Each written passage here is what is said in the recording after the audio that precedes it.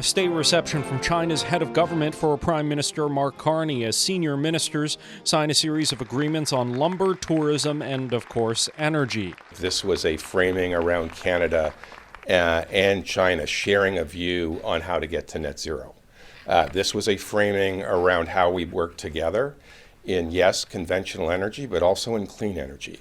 But the framework that Energy Minister Tim Hodgson signed has no firm commitment for China to buy more Canadian oil. There's also no update on Chinese investment in the energy sector, with Hodgson emphasizing if China wants in, all it needs to do is adhere to the Investment Canada Act. They desire to have more of our energy. As long as they're a responsible producer, we're open to more investment from China. There's also no word yet on Chinese tariffs on Canadian agriculture or Chinese electric vehicles. The Prime Minister was accompanied by Saskatchewan Premier Scott Moe, who's eager to see canola tariffs dropped.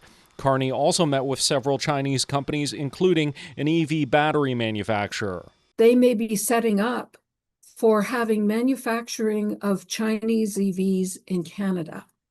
And while the environmentalists might think that's a great idea, for our Canadian auto workers, it would, in the medium term, be a big problem. Margaret McQuaig-Johnston, a director at the China Strategic Risks Institute, has concerns about engaging too closely with China.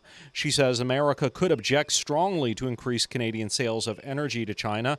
She also has concerns about human rights violations by the Chinese government, intimidation of Chinese dissidents in Canada, and the effect that lowering EV tariffs could have on the Canadian auto industry.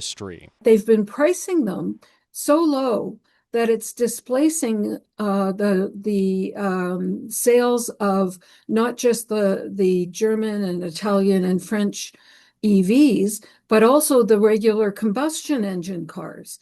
And so there have been massive job losses in Europe because of the Chinese EVs, among the other auto companies. In Ottawa, Xiaoli Li, City News.